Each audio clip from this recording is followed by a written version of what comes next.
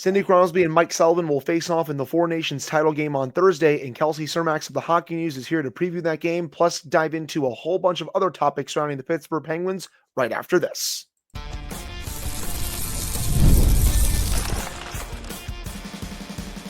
You're Locked On Penguins, your daily podcast on the Pittsburgh Penguins, part of the Locked On Podcast Network, your team every day. Hello and welcome back to another episode of the Locked On Penguins podcast. I'm one of your hosts, Hunter Hodes. You can follow me on Twitter at Hunter Hodes, joined as always by my co-host, Patrick Camp. You can follow him on all social media platforms at Syndrome for Wet. And of course, you can follow the show's Twitter at LO_Penguins. Of course, thank you all so much for making this your first listen / watch of the day. We are free and available on all platforms. And finally, today's episode is brought to you by FanDuel. Right now, new FanDuel customers can get $150 in bonus bets if your first $5 bet wins. And joining us today, very special guest, Kelsey Surmacz of the Hockey News. This is your second appearance on Locked On Penguins, and the first time went really well. And Pat and I figured, hey, Penguins still don't play till Saturday this week. Four Nations face-off is going pretty well. Why don't we bring on another guest for this week? And Kelsey, you do great work. So again, thank you so much for coming on. We both really appreciate it. Yeah, thanks for having me back. Of course. Appreciate it. And just diving into the Four Nations face-off again, we'll get the rematch. As Pat likes to say, it's the main event this Thursday, USA versus Canada at TD Garden. The ratings for that first matchup, 4.4 million viewers was the average. It peaked at over 5 million per ESPN PR. I'd like to think the ratings are going to be even higher for Thursday's championship game, considering everything that's going on with these two teams and how crazy that game was. Kelsey, you've watched all these games firsthand, just like Pat and I have, and a lot of other NHL fans. What do you think of the Four Nations face-off this year as a whole? I think it's above and beyond what people expected. I'm not one of those people that ever expected an all-star game level of compete. I mean, I think that was pretty clear from the jump, talking to the guys, and especially talking to somebody like Sid. These guys care a lot. And also, I mean, this is the first international play for the NHL in 9 years. And you can tell that there's a lot of like pent up, just frustration with not having been in international play so long. So yeah, it's going above and beyond my expectations. Every game's kind of been a little bit different, been exciting in a different way. So definitely looking forward to that rematch on Thursday. I think that's going to be a fun one and one to remember for sure. Yeah, this is going to be huge. And I do think both when you consider the ratings that you've seen, especially for USA Canada, I'm with Hunter in thinking that on Thursday night, it's going to be blown out of the water from what it was in the first matchup, because the biggest thing I took away, other than what a great game it was the fact that a bunch of people who I've never really seen talk hockey, they know about it. They're sports people. You think of someone like Bill Simmons, he was all in on this, and it was NBA All-Star weekend, and Bill Simmons is known as an NBA guy, and he's watching the Four Nations face-off on a Saturday night during NBA All-Star weekend. So that kind of tells you how much this is breaking through. And I think it's just a net positive for hockey in the NHL. And it's been to this point, a complete success.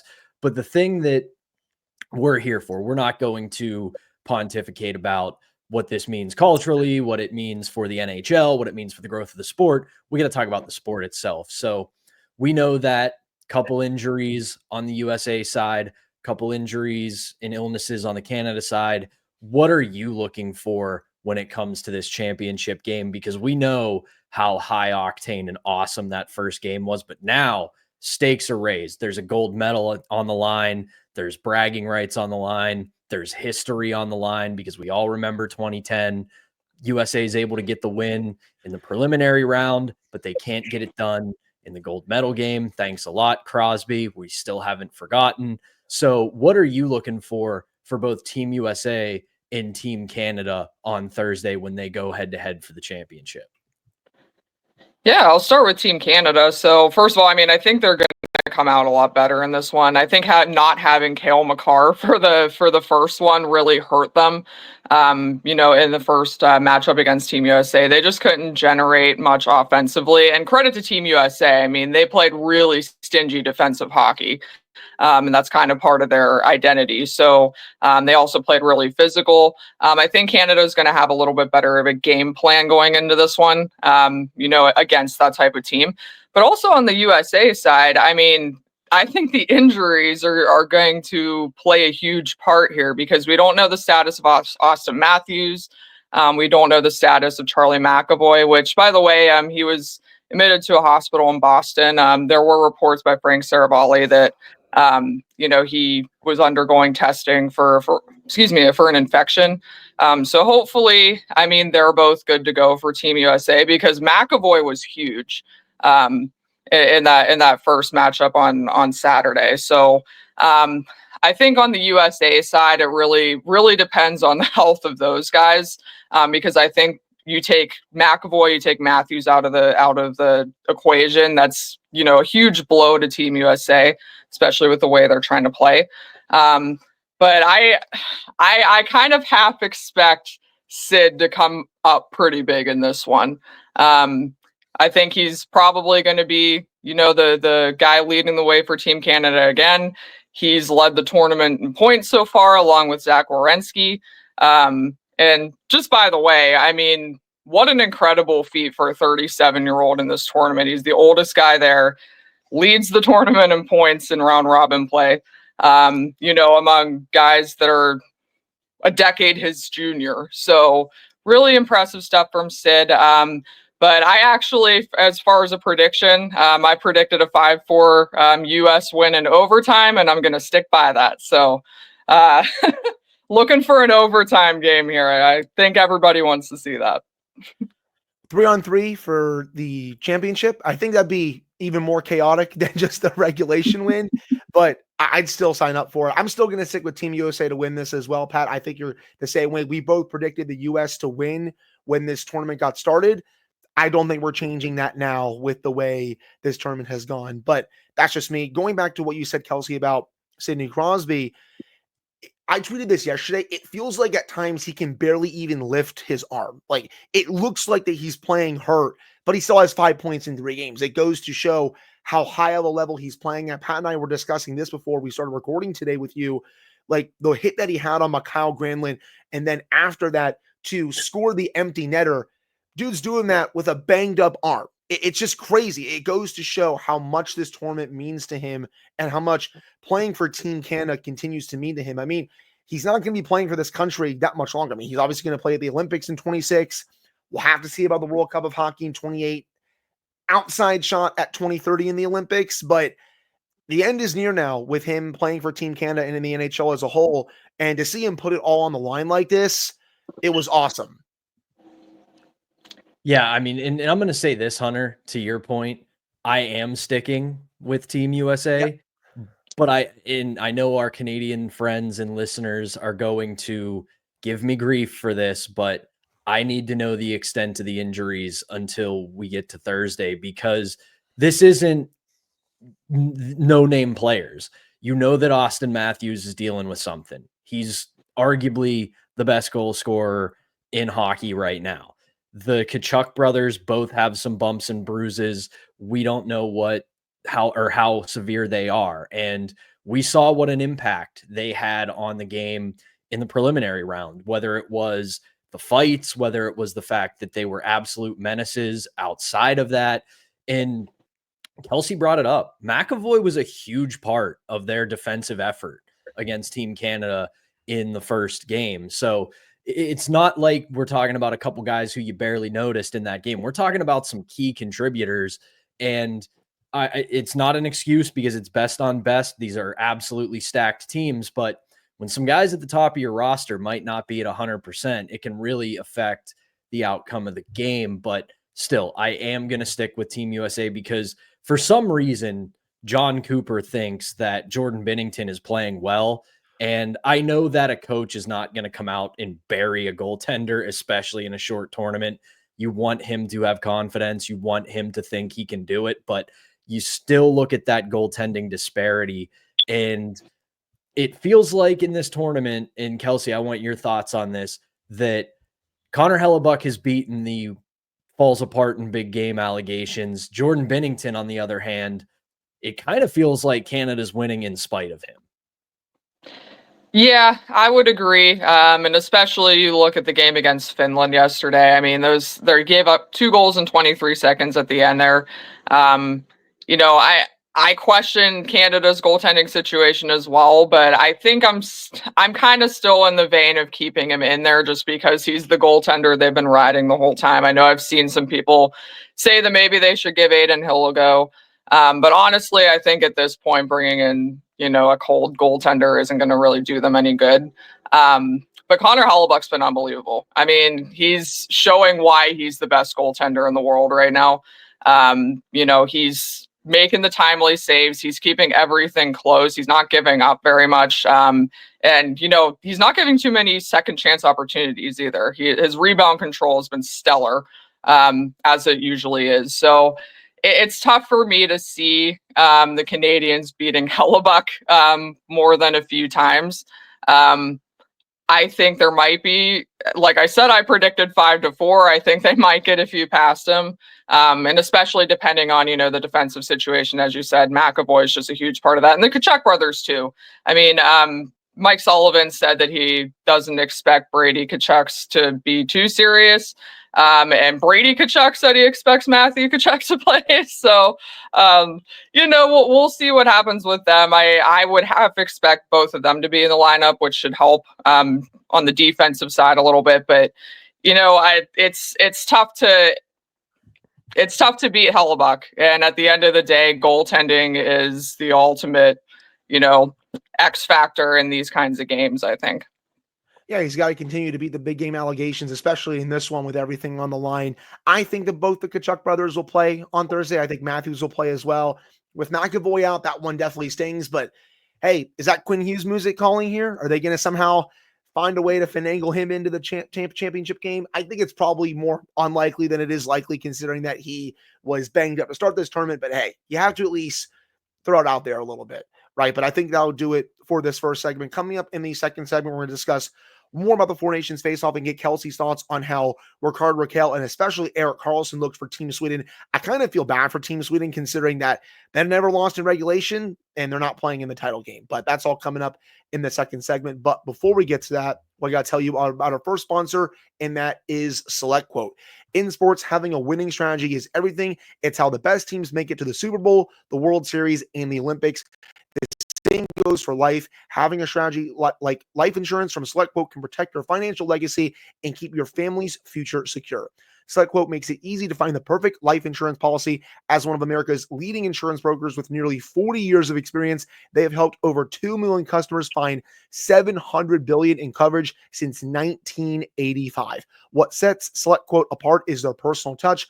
Unlike other brokers that offer one-size-fits-all policies, their licensed agents tailor coverage to fit your unique needs. If you're in good health, you might even qualify for same-day coverage up to $5 million, no medical exam required, and it's more affordable than you think. You get up to $1 million in coverage for as little as $20 a month.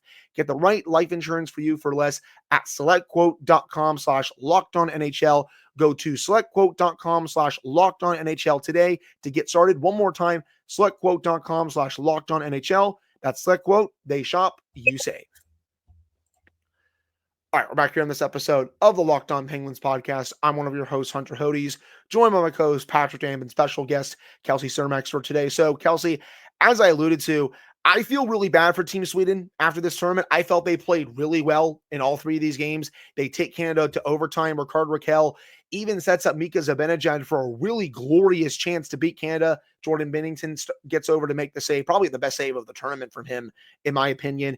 They then have a lead against Team Finland. They let that slip away. They lose in overtime. Really nice goal by Mikael Granlund there. And then I actually thought Mikael Granlund had a really nice tournament for Team Finland in general, in my opinion.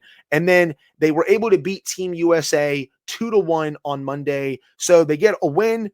They don't lose in regulation. They have 2 overtime losses, but they don't go to the championship game, But keeping with the Penguins talk, I thought Erik Karlsson was tremendous in this tournament. I felt like he and Matthias Ekholm formed a really great shutdown pairing where Ekholm, he's the guy that can do a lot of dirty work in the defensive zone. And that's being the perfect partner for Karlsson because you can unleash him in the offensive zone and let him do his thing there.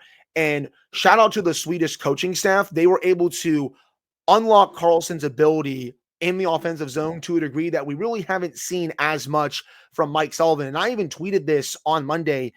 I want Mike Sullivan and the Penguins coaching staff to sit down with Karlsson, turn on this film, and be like, okay, what can we do to help the Penguins going forward with this? Because we saw what you did here. Now it's time to bring over this success to the Penguins, because I don't think Mike Sullivan has done a good enough job with Karlsson during his tenure here. So what are your thoughts on that, Kelsey? And how do you think he played at the tournament? Yeah, I agree. He was unbelievable. I mean, I think he was the best defenseman in the tournament, maybe other than Zach Werenski, which, by the way, shout out to Zach Werenski. He had an incredible tournament. He's having an incredible year, too. He's over point per game. So forgot to shout him out before, but Zach Werenski was has been very good in this tournament. Karlsson was Sweden's best player. I don't think it's a stretch to say that at all. We really saw him, as you said, unlock that offensive potential in his game that has been missing from Pittsburgh. And I do think, part of that, he is playing with elite players. And it's not that he doesn't in Pittsburgh. Most of his minutes in Pittsburgh, are with Sidney Crosby, but it helps with the guys he's playing with, because he has guys who can, finish the plays he's setting up, just help him kind of, unleash that. And also, but I kind of want to go back to what you said about Ekholm. I think this is part of the issue with the Penguins, is just that even though Marcus Pettersson and him were a pretty good pairing last season, the Penguins just really haven't had the type of defensive partner I think that Karlsson needs. And I think Ekholm in a perfect world is like the perfect defenseman for Karlsson, because as you said, he plays that stay-at-home game, but I also think he's pretty good in the transition game as well, just like Karlsson is. He plays pretty good on both sides of the puck, but just in relative to Karlsson's positioning and just Karlsson's decision making, Ekholm always seems to be in the right spot. And I just think with if a defenseman is playing with somebody like Erik Karlsson, that's the kind of dynamic that you need, because it really allows him to get to his game, not think too much. Because I think what we're seeing in Pittsburgh from Erik Karlsson is a lot of times he's just overthinking things. He's trying to do too much to overcompensate for maybe a lack of talent on the forward end, on the defensive end. So, I think in Pittsburgh, it'd be nice to see him kind of unlock some of those things, because I'm not going to sit here and speculate, but I do think to some degree it's a systems issue with Karlsson in Pittsburgh too. But it was just really nice to see him break out in this kind of way. He was the leading scorer. He had 3 points, 3 games, and he really drove the bus on offense for Sweden in this tournament. He was absolutely fantastic, and I know it has a lot of Penguins fans, including us on this show, kind of frustrated of what has happened with Karlsson in his Pittsburgh tenure. But like you said, Kelsey, the thing that I have been kind of warning people of and making sure is out there is, listen, this is best on best. It's an entire talent pool from an entire country with no salary cap, because I said it to Hunter on our Monday show. I had somebody ask me, why is Team USA playing this well defensively under Sullivan and not the Penguins? And I went, because their salary cap hit on Team USA is a shade under 200 million, which you're never going to get in the NHL. But the other thing, keeping it with Karlsson, and this is a little bit of a left turn. Sorry, Hunter, this just came to mind as Kelsey was talking. I don't want to put the cart ahead of the horse here, but like everything we're describing about the way he's playing with Ekholm, when he comes up, and when he's back in Pittsburgh, every light in my brain is flashing. Put Owen Pickering with Erik Karlsson and see what happens. Because is he Ekholm? No. Ekholm is a much better player, well more established. But you describe the way he plays, and in my brain, I'm thinking, that sounds like Owen Pickering once he finds a stride. So I think if Karlsson remains a Penguin, which I could see a world where he gets traded this offseason, but if he's still a Penguin, I think that's Pickering's spot to lose. I agree. And just to piggyback off of something you said too, I looked into this right before Owen Pickering was sent down. It's crazy how low event he is in comparison to literally every other Penguins defenseman too. I don't have the exact stats in front of me, but basically he's very low event, even in comparison with guys like Ryan Shea, Ryan Graves, who have similar ice time to him. There's just a lot less giveaways, a lot less takeaways. He's just keeping everything to a minimum. And I think that's kind of that low event defenseman is what you need alongside Karlsson. So I would agree with you. I think Pickering's the guy there for now. Yeah, and I'll be curious to see if he does come up after the deadline because, Kelsey, I mean, I think you expect Grizzly to be gone in the next 2 weeks. I would say the same about Beauvillier. We'll have to see on other players on this roster, but I think at the very least, those two will get moved over the next few weeks, and then that will open up another spot on the left side, and they could call up Pickering, but they also, I can see a world where they leave him down there to try and keep building Wilkes-Barre towards this potential long playoff run because Wilkes-Barre is one of the top teams in the AHL this year, and they continue to play really, really well. Getting to Rickard Rakell before we go to our final segment, Kelsey, I also felt he played really well in the 2 games. Yeah, I know he didn't play against Team USA on Monday, but I felt like he was forechecking really well, as I said on Monday. He was setting up a lot of quality chances, getting quality chances of his own, kind of picking up right where he left off with the Penguins, honestly. And obviously, I know he's playing on a more stacked team now. He was playing a lot with Willie Nylander, which Pat and I said before the tournament started, that was a potential to be a really fun line. And it was like they were generating offense. Zibanejad scored on that line, and you saw him and Rakell had a cool celebration together. I felt like he had a really good tournament, especially against Canada in that first game. I felt like he was one of Sweden's best 3 players in that game.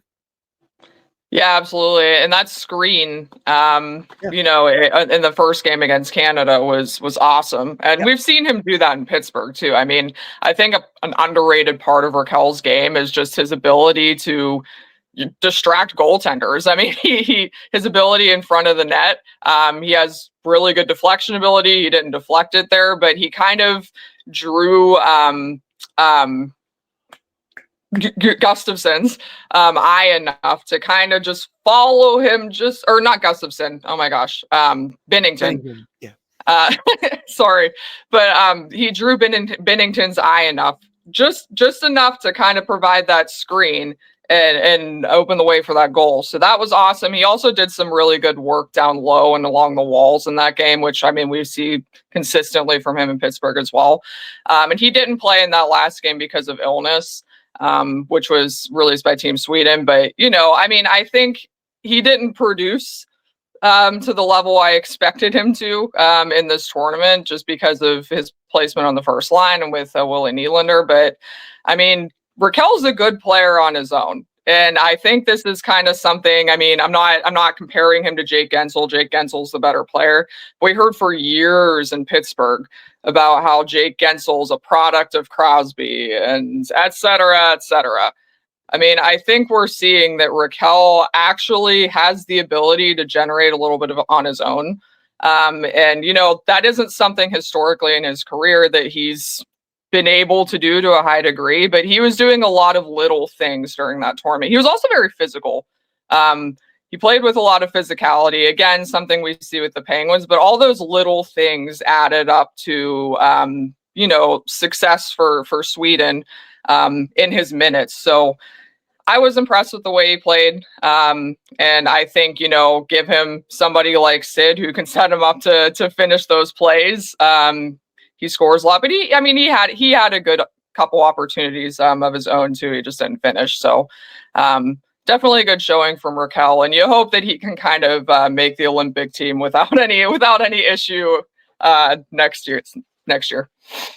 I would assume if he can keep up this level of play, I definitely think Sweden's gonna learn from their mistake going into this tournament that he should be on the roster and not an injury replacement. He really earned his keep. The way I described him on an earlier episode this week is I think he's a better Chris Kunitz. He plays a very similar style game, high octane, physical, not afraid to go to the dirty areas, has what I always say, a talent in itself is being able to play with elite players because you have to keep up and think the game on that level. And we've seen the wake of bodies who have been the quote unquote winger for Sid that just didn't work out. And then you add in, I think he has a better shot than Chris Kunitz. You put all that together, very similar style player. So I loved his game in the tournament. And I think kind of like Karlsson, he has really upped his value and his reputation in the NHL for going into the offseason, going into the trade deadline. We'll see what happens with him, but it has been a marvelous campaign for Rickard Rakell. I agree. And I think we're probably going to touch on that in the final segment. We'll get Kelsey's thoughts on what they should do with Rakell, other Penguins related news, and also actually breaking news right now. Quinn Hughes is coming to Team USA for Thursday's game. So just wanted to break that to everyone. Right. Elliot Friedman, Mike Sullivan just announced Quinn Hughes is coming to Team USA. That's going to be a lot of fun on Thursday. I can't wait because he's been the best defenseman on the planet this year in the league.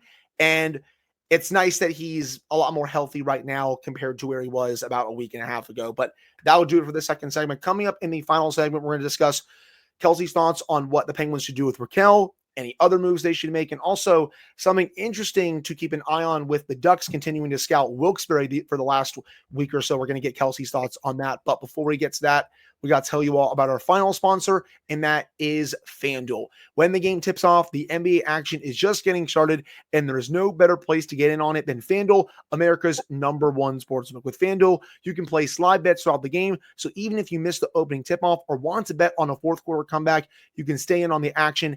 And if you're looking for a bigger payout, you can even combine your live bets into a same-game parlay. I love using FanDuel's live betting feature because it keeps every moment of the game exciting. Whether I'm backing my own team for a late game rally or picking a player to hit a clutch three-pointer, I never feel like I miss my chance. Plus, the app is very easy to use, and when you win, you get paid right away. Right now, new FanDuel customers can get $150 in bonus bets if your first $5 bet wins. Just visit FanDuel.com to join today. That's FanDuel.com for your shot at $150 in bonus bets. Make every moment more. FanDuel, the official sports betting partner of the NBA. All right, we're back here on this episode of the Locked On Penguins podcast. I'm one of your hosts, Hunter Hodes, joined by my co-host, Patrick Dam. So, Kelsey, we've had this discussion about Rakell, it feels like, for the last couple of weeks, especially as his value continues to get higher and higher and higher as each passing day goes on with the season that he's having. I keep saying on the show, I only move him if you get a king's ransom. Are you in that same category as well? Yes, absolutely. I think, this is one of those situations that the Penguins have to be very calculated about. Because Rakell does have 3 years left on his deal. And I mean, yes, that makes him very marketable, especially with the salary cap going up. That $5 million cap hit is going to look really good to some teams for a 30-plus goal scorer. And especially those contending teams that really need a jolt on their power play or just on, the right side in general or left side. I mean, his positional versatility helps too. So it's one of those things. I think at this point, obviously, he's the Penguins' best trade asset. Sorry, Colorado. Sidney Crosby is never leaving. But he's the Penguins' best trade asset. So they have to be calculated about how they go about this because he's not somebody you just want to sell off at the deadline to the highest bidder, right? I mean, this is a guy who's having a career year.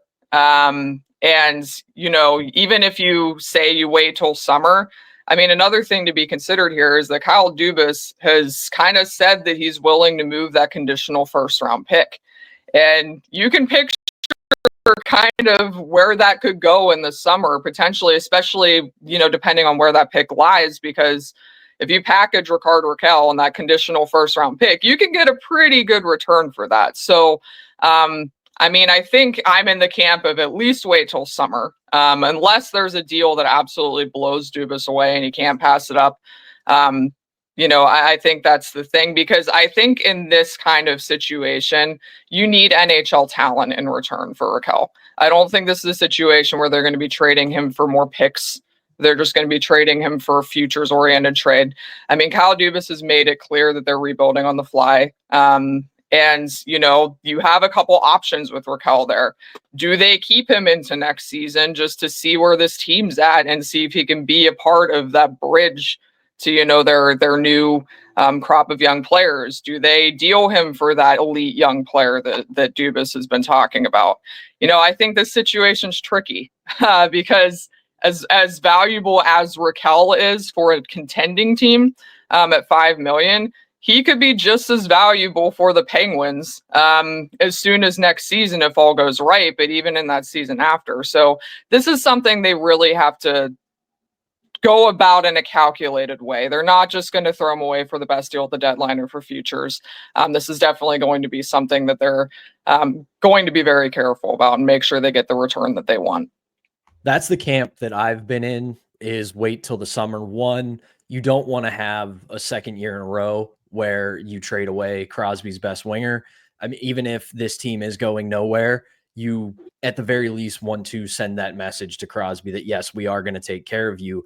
But then there's also the prospect of, you've got the massive rise in the salary cap, a very good UFA class this summer, especially at forward, where you look at some of the money these guys are going to command.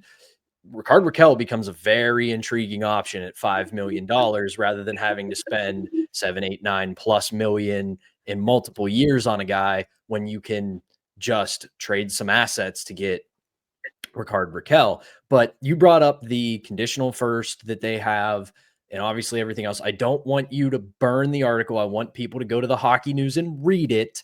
So I don't want you to read all of it to us here, but you had a very good piece yesterday on the Hockey News about the Penguins and the Ducks being potential trade partners. And there's a part of me that about a year ago, I was like, listen, guys, we're wish casting here. This is playing NHL 25 and mashing the push trade through button. But now all of a sudden, it does feel like there's almost an inevitability to the Ducks and the Penguins being trading partners here. And I kind of want you to give us a quick rundown here of why you think this is, and who, if maybe not everybody, but who they could target from the Ducks in a trade. Yeah, so I mean, I think there's a couple things here. Well, first of all, I do want to point out that as Hunter kind of alluded to this earlier, but Wilkes-Barre Scranton has been heavily scouted by the Ducks, especially over this Four Nations break. It is worth noting that, scouts don't have too much better to do other than to go to AHL games while the NHL is playing best on best competition. So, I mean, take this all with a grain of salt. Scouts are everywhere at AHL games right now, but it is mildly interesting that the Ducks keep showing up for the Penguins. And it kind of indicates that there's maybe some interest there, some mutual interest. I'm looking at a couple players. So obviously, I mean, if you're looking at the Penguins right now, their biggest needs are left defense and I think another center.